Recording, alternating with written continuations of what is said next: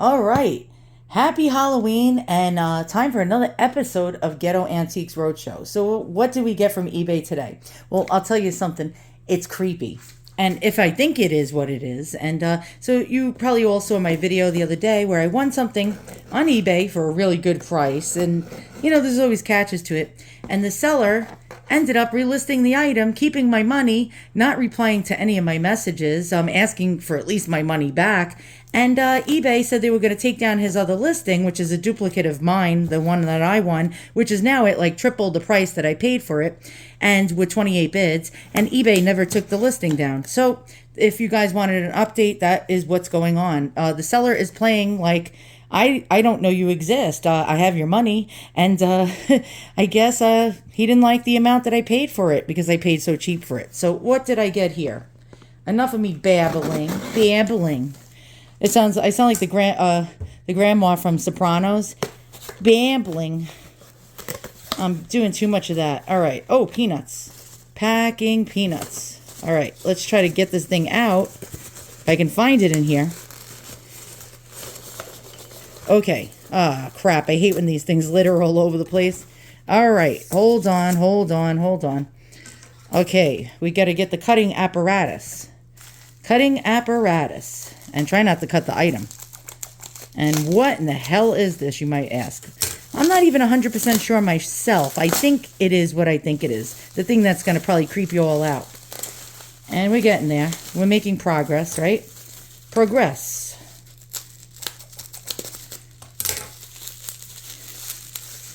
And one of the last videos I did, I was having a panic attack while I was filming the video. I was doing that to actually try to calm myself down. And somebody wrote in the comments, faker.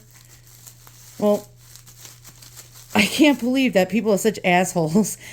They think that some person would go on YouTube and fake a panic attack. Like, who does that? Who would fake it? It's like ridiculous. But then again, there's assholes. And you're banned, by the way, if you're watching my video. Ha ha ha ha ha. I'm a faker? Not. You're banned. Banned, bitch. You are banned. And what do we got here? Here we go. Okay. Did I just say okay? All right. I'm losing my mind. Okay. Hold on. This is creepy as fuck. Check this out. And you're like, what in the hell? What in the hell did you get now? What is that? And actually, it serves a function. And can you guess? All right. Take a close look. It's an actual pin. And let's check this pin catch out. We could check how it's designed, how it's built. You can see the back has like some kind of felt backing. I just burped. I'm sorry. That was not actually planned. Okay. I'm having a little bit of gas right now. And okay, so this creepy ass thing, let's zoom in on it, is an antique German bisque head doll. And it's actually half a head. So the head was actually sliced. I don't know if you can see this. Sliced in half, attached to this felt backing with this little ribbon. You see the little holes right in here? And, ooh, that is creepy. It's actually not creepy if you collect antique dolls. And this would have been worn on some lady's blouse or shirt. This is probably Edwardian. Now, they made a lot of these German bisque head dolls in the 1870s. Actually, even earlier. But then it was pretty much China head dolls. This is bisque. It's like an unglazed porcelain. So from around the 1870s through about the 1920s and even up into about 1930 or so, they made these German bisque head dolls. Now, during World War I, we actually stopped doing business with Germany, of course.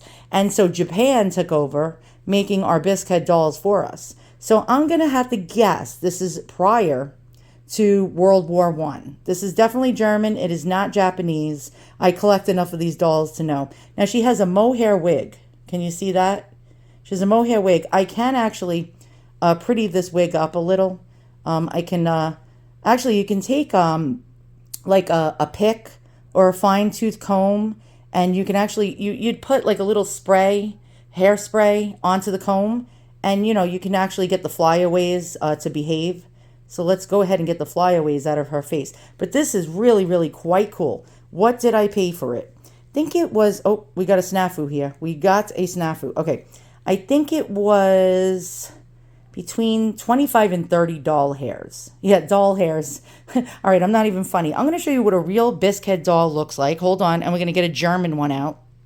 And the actual spider web is actually for aesthetics.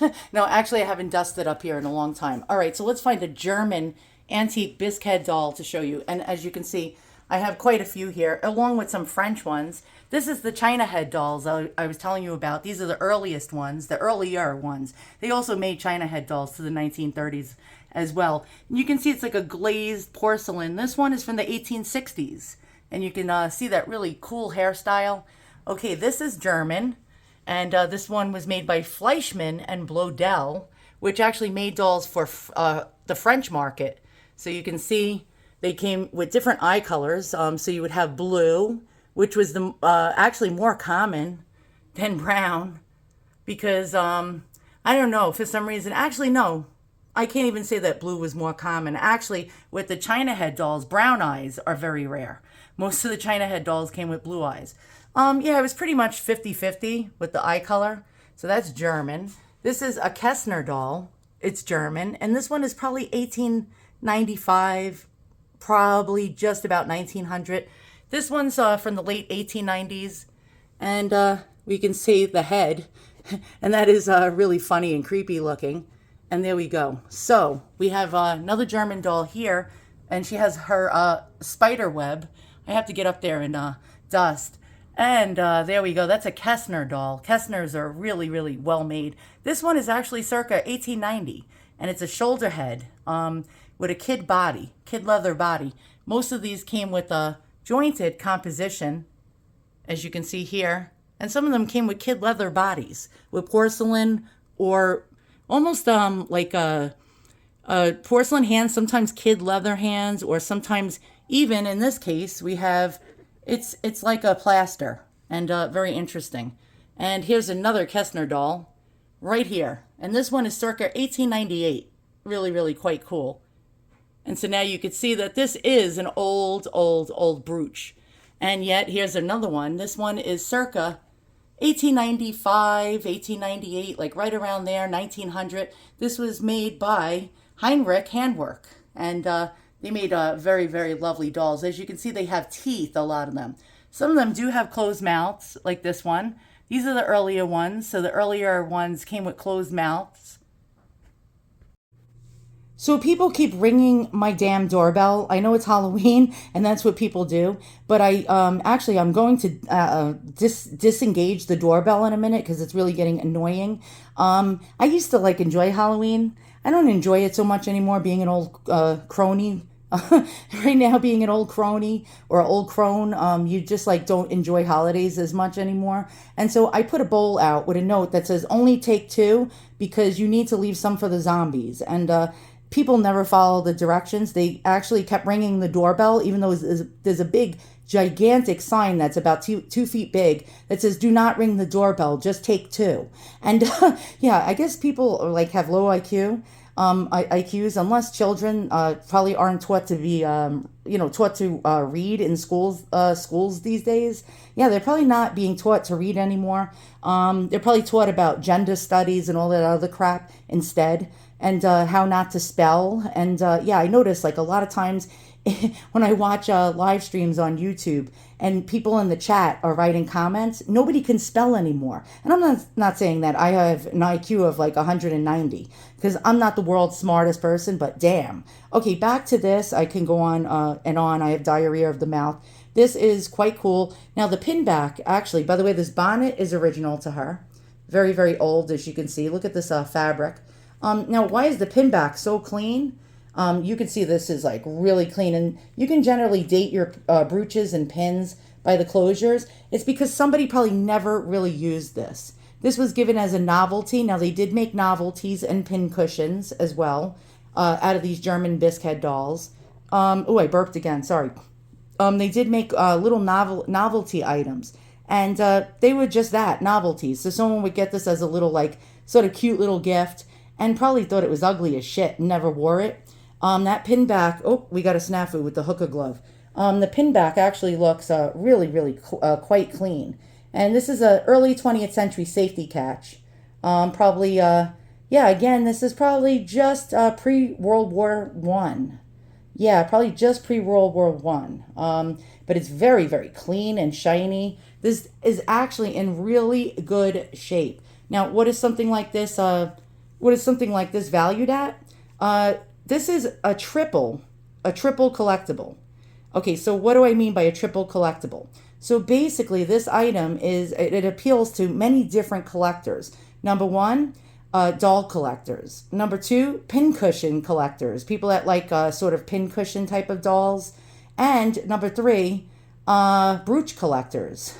So, if somebody collects vintage brooches or vintage jewelry or antique jewelry or costume jewelry, this is actually appealing to that. So all three sets of types of collectors would actually like to collect this. Also, you can actually add it into the macabre um category as well. It's sort of creepy, so some people might think, oh, that's creepy, and they might look for creepy looking antiques. This is another plus for those type of collectors. She does not have teeth, which is quite alarming. Generally, these would have little inserted porcelain teeth in here. I doubt she ever had teeth. But what is something like this value at? Well, in a high-end antique shop online, not eBay, you know what I mean? Not an eBay auction. On an eBay auction, this would probably sell for maybe 40 to 75 doll hairs. But in a high-end antique shop and a high-end store on Ruby Lane, or people that dedicate like they're selling to antique dolls, this would probably be worth about 150 to 175, believe it or not, because it's just so unique and different. I've only seen one other antique bisque German doll brooch before. The rest are all pincushion dolls. So this is actually not, ultra super rare, but rare enough that a collector who collects dolls would actually love this. Now, what am I going to do with it? I'll show you. Let's go check it out. All right, so I have a big, giant, like 30-inch antique bisque doll. I'm going to add it to her antique original dress. We'll put it right here, and that'll actually be cute. I'll be right back. All right, so she's wearing the brooch, and look how cute this is. And this is a German Armand Marseille doll, circa about 1900 to 1910. And she is wearing the brooch now. And that's actually really sweet and whimsical for an antique doll to be able to wear a brooch that has an actual doll head. That's actually really cute. Thanks for watching another one of my videos. I will see you guys all soon, and so long.